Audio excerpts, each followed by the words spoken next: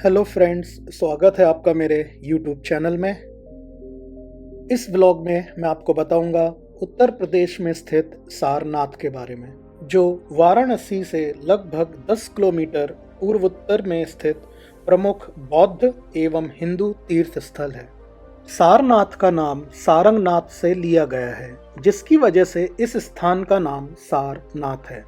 यह स्थान बौद्ध सर्किट में 4 प्रमुख स्थलों का हिस्सा है। इस जगह पर आपको कई मंदिर, मठ, संग्रहालय देखने को मिल जाएंगे। चलिए जानते हैं इन स्थानों के बारे में। सबसे पहले जानते हैं चाइनीज बुद्धिस्ट टेम्पल के बारे में। इस चीनी बौद्ध मंदिर की स्थापना 1939 में हुई थी, जबकि गेट और परिसर की दीवार 1952 में बनाई गई थी।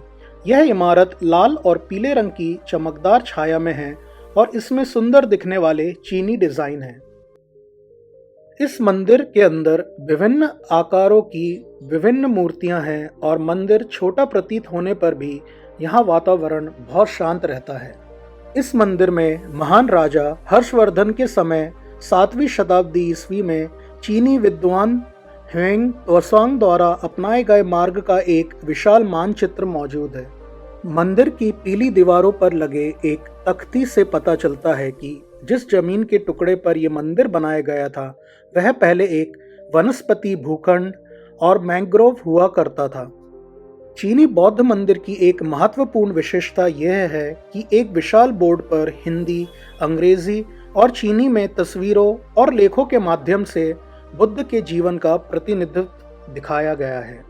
यह सारनाथ के अधिकांश स्थलों पर मौजूद तीर्थयात्रियों की अनुपस्थिति की पूरी जानकारी देता है। मंदिर के अंदर भूमि स्पर्श मुद्रा में बुद्ध की मूर्ति स्थापित है और उसके फ्रंट साइड में लाफिंग बुद्धा का एक स्टैचू है, जो कि बुद्ध का ही एक स्वरूप माना जाता है चाइना में। और आज आप देखेंगे कोई अपने रिसेप्शन पे, पूजा घर में लोग उसको रखते हैं, गुड लक का एक केंद्र होता है। सारनाथ बौद्ध धर्म के 4 प्रमुख तीर्थों में से एक है। अन्य 3 हैं नेपाल में स्थित लुम्बिनी, बिहार में स्थित बोध गया और उत्तर प्रदेश में ही स्थित कुशीनगर। इतिहास से भरपूर और आध्यात्मिकता से भरपूर मूल गंध कुटी विहार सारनाथ के प्रमुख बौद्ध स्थलों में से एक है। वर्ष 1931 में निर्मित मूल गंध कुटी विहार मूल रूप से एक मठ और मंदिर है। श्री अंगारिका धर्मपाल, जो कि एक श्रीलंकाई बौद्ध संत थे, उन्होंने सारनाथ में लगभग सभी बौद्ध स्थलों को पुनर्जीवित किया और महाबोधि सोसाइटी ऑफ इंडिया की स्थापना की।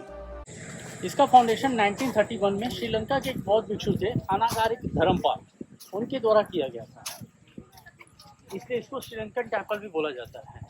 बट एक्चुअल में जो मूल गंध कुटी विहार नाम का जो ओरिजिनल टेम्पल था, वो स्तूपा के बैक साइड में एक्सकेवेटेड एरिया में हुआ करता था 2000 साल पहले। मूल गंध कुटी विहार में भगवान बुद्ध की एक सुनहरी प्रतिमा है, जो अपना पहला उपदेश देने की मुद्रा में है।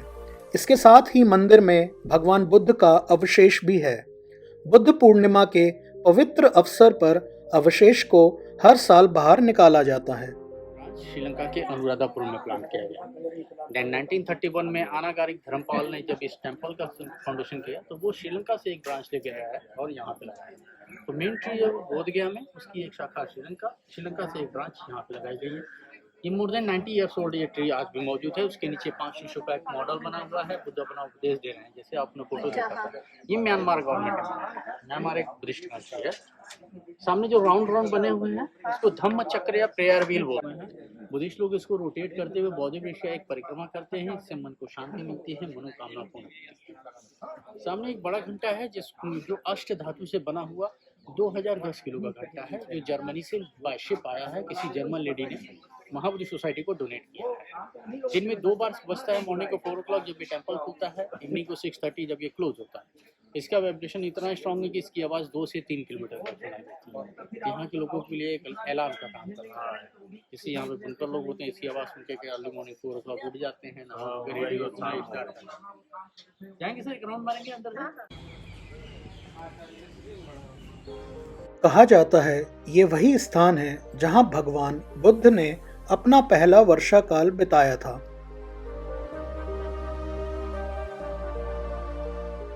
ये वही स्थान है जहाँ भगवान बुद्ध ने एक प्रबुद्ध गुरु के रूप में पहला आध्यात्मिक प्रवचन दिया था। बौद्ध धर्म में इस स्थान का बहुत महत्व है।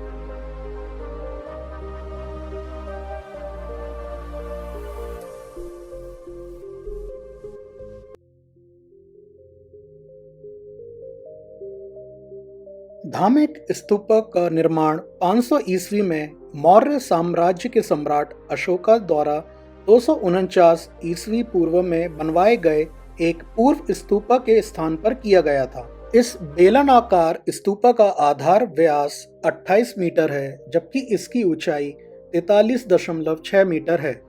धमेक स्तूपा को बनवाने में ईंट और रोड़ी और पत्थरों को बड़ी मात्रा में इस्तेमाल किया गया है। स्तूपा के निचले तल में शानदार फूलों की नक्काशी की गई है। इसके अंदर प्रवेश करने का कोई खिड़की, कोई दरवाजा नहीं, ये सिर्फ एक परिक्रमा का एक माध्यम है। बुद्धिस्ट लोग आते हैं, इसके रेलिंग के साइड से परिक्रमा करते हैं और तिब्बती मंत्र ओम आमे पद्मे ओम, ओम आमे पद्मे ओम, ओम आमे पद्मे ओम, इस तिब्बती मंत्र का जाप करते हैं और कैंडल ऑफर करते हैं। वो ब्राउन कलर का स्टैंड देख रहे हैं, कैंडल स्टैंड है, और एक विशेष प्रकार का कपड़ा होता है जिसको खाता बोला जाता है, जिसपे तिब्बती मंत्र, तिब्बती सिंबल्स होते हैं, वो इनको ऑफर किया जाता है। तो 1904 में अलेक्जेंडर कर्निघन ने ये पता करने के लिए कि ये जिससे खोखला है कि भरा हुआ है, इसके सेंटर पॉइंट से लेकर बेसमेंट तक ड्रिलिंग करवाई थी, लेकिन सिर्फ कंक्रीट बाहर निकल के आए तो उन्होंने सर्टिफाइड किया कि एक सॉलिड इफेक्ट है। उससे पहले बहुत सारे मुस्लिम आक्रमणकारियों ने इस पर हमला कर किया, जिससे काफ़ी डैमेज हुआ। उन्होंने सोचा इसके अंदर खजाना हो, जैसे हमारे मंदिरों को तोड़ कर लोग खजाने चुरा लिया करते थे, उसी तरीके से उन्होंने सोचा कि खजाना है, तो इसको उसकी वजह से काफ़ी डैमेज किया गया। जापानीज मंदिर सारनाथ में एक विशिष्ट रूप से निर्मित बौद्ध तीर्थ स्थल है और इसका प्रबंधन धर्मचक्र इंडो जापान बौद्ध सांस्कृतिक सोसाइटी द्वारा किया जाता है। जापानी मंदिर का मूल नाम निचिगई सुजान होरिंजी मंदिर है, लेकिन स्थानीय गाइड और पर्यटक इसे आमतौर पर जापानी मंदिर के रूप में संदर्भित करते हैं। मंदिर की मनभावन वास्तुकला जापान के क्योटो में विश्व प्रसिद्ध जापानी मंदिरों की याद दिलाती है। इसका फाउंडेशन जापानीज बुद्धिस्ट सोसाइटी द्वारा किया गया है, और ये प्योर देखिए, जापान में वर्ल्ड का सबसे ज़्यादा फ्लड और सबसे ज़्यादा अर्थक्वेक आता है, तो लोग लकड़ियों का इस्तेमाल करते हैं अपना घर टेम्पल बनाने के लिए, ताकि टूटने पे दोबारा से उसको बनाया जा सके। इसका भी डिज़ाइन वैसा ही है, लेकिन ये सीमेंटेड है। ये इंडिया में है, यहाँ पर फ्लड वगैरह नहीं आता है। इस मंदिर के अंदर खासियत यह है कि इस मंदिर के अंदर भगवान बुद्ध की महापरिनिर्वाण मुद्रा में प्योर चंदन की लकड़ी का स्टैचू विद्यमान है। और चंदन की लकड़ी है। हाँ, सामने जो लेटी हुई मूर्ति है, ये ऐसी अवस्था में कुशीनगर में वो बीमार हुए, धीरे धीरे उन्होंने अपना देह त्याग किया था। अच्छा। तो इस घटना को बुद्धिज्म में महापरिनिर्वाण कहते हैं बुद्ध का। इसकी बैक साइड में जितने भी आपको फर्नीचर दिख रहे हैं, पीछे 5 स्टैचू है, बीच में बुद्ध है, अगल बगल उनके फॉलोअर्स हैं, ऊपर झूमर है जिसपे गोल्ड पॉलिश लगाई गई है। ये सब चंदन की लकड़ी का बना हुआ है। अच्छा। आजू बाजू 2 ड्रम है, जो जापानीज ड्रम है, जो मॉर्निंग को 5 o'clock बजता है जब ये टेम्पल खुलता है, इवनिंग को 5 o'clock जब ये क्लोज होता है। यहाँ पे जापानी बुद्धिस्ट लोग बैठ करके मंत्र उच्चारण करते हैं। उनका मंत्र या बोर्ड पे लिखा हुआ है, नामो म्यो हो रेंगे, नामो म्यो हो रेंगे, नामो म्यो हो रेंगे, मीनिंग बुद्धम शरणं गच्छामि, धम्मम शरणं गच्छामि, संघम शरणं गच्छामि। जापानी तिब्बती मंत्र का जापानीज ट्रांसलेशन। शांतिपूर्ण और पारंपरिक तिब्बती बौद्ध मठ सारनाथ में मुख्य बाजार क्षेत्र के करीब स्थित एक सुंदर और उज्जवल स्थान है। इसका निर्माण 1955 में किया गया था और इसका रख रखाव लाधान छोत्रुल मोनलम चेनमुत ट्रस्ट द्वारा किया जाता है। मुख्य सड़क पर तिब्बती मठ का दृश्य ही रोमांचक है। दो शेर बहुत ही रंगीन और खूबसूरती से डिजाइन किए गए प्रवेश द्वार की रक्षा करते हैं। बड़े और खुले परिसर के अंदर एक हल्का गुलाबी स्तूपा है जो तिब्बतियों द्वारा भागे हुए दलाई लामा को शरण देने के लिए भारत सरकार के प्रति स्मरण और आभार व्यक्त करता है। यह तिब्बत के स्वतंत्रता संग्राम में मारे गए सभी लोगों और तिब्बत में उत्पीड़न सहने वाले लोगों को श्रद्धांजलि देने का भी प्रतीक है। में चाइना ने तिब्बत पे अटैक करके वहाँ के बुद्धिस्ट मोनास्ट्रीज सारी तोड़ दी। बुद्धिस्टों को मारने के लिए लगा, उसको कैप्चर करने लगा, तो वहाँ से लोग अपना जान बचा करके नेपाल, भूटान, कुछ इंडिया में। तो दलाई लामा भी उस समय इंडिया में भाग करके हिमाचल प्रदेश के धर्मशाला नामक स्थान पर उसने अस्थायी निवास स्थान बनाया, इसको आज मिनी लासा के नाम से। वहाँ पे सिटिंग अरेंजमेंट है, वहाँ चैटिंग के लिए है, तो आपको दर्शन करना होगा। यहाँ चप्पल जूता उतार के अंदर जाएंगे और दलाई लामा के बैक साइड, सीट के बैक साइड में जाएंगे तो 15 फीट हाइट की मूर्ति स्थापित।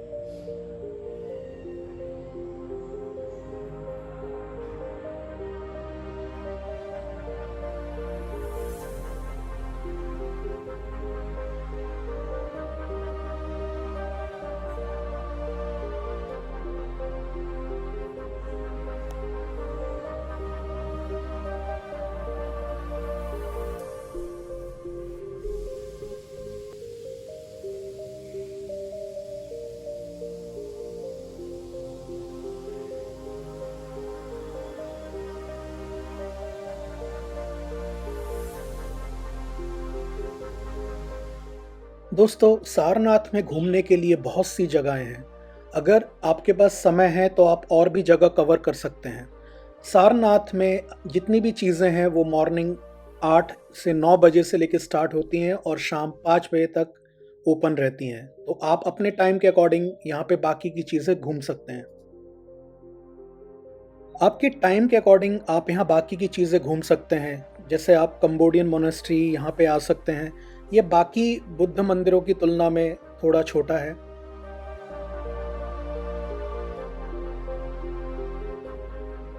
शॉपिंग के लिए आपको यहाँ पे बनारसी साड़ी और प्रिंटेड साड़ी यहाँ लोकल शॉप्स में मिल जाएंगी। ये है चौखंडी स्तूपा, जिसका आकार चौकोर है। कुर्सी के आकार पर घटती हुई 3 मंजिलें ठोस ईंटों से बनाई गई हैं, इसलिए इसे चौखंडी स्तूपा कहते हैं। इस स्तूपा में ईंट और रोड़ी का बड़ी मात्रा में उपयोग किया गया है। यह विशाल स्तूप चारों ओर से अष्टभुजीय मीनारों से घिरा हुआ है।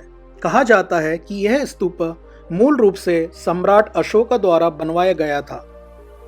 सारनाथ में थाई मंदिर का एक महत्वपूर्ण आकर्षण खड़ी स्थिति में बुद्ध की 80 फुट ऊंची प्रतिमा है। इसके साथ ही आप सारनाथ म्यूजियम भी घूम सकते हैं, जो आर्कियोलॉजिकल सर्वे ऑफ इंडिया की ओल्डेस्ट साइट म्यूजियम है। सारनाथ में बौद्ध मूर्तियों का विस्तृत संग्रह है। इस म्यूजियम में लगभग 6000 से ज़्यादा मूर्तियां और कलाकृतियां हैं। तो दोस्तों, सारनाथ की पावन नगरी पर आधारित यह वीडियो अगर आपको पसंद आया है तो इसे लाइक और शेयर और मेरे चैनल को सब्सक्राइब जरूर कीजिएगा। तो मिलते हैं मेरे अगले ब्लॉग में। Stay safe, stay happy and stay healthy. NaMo बुद्धाय।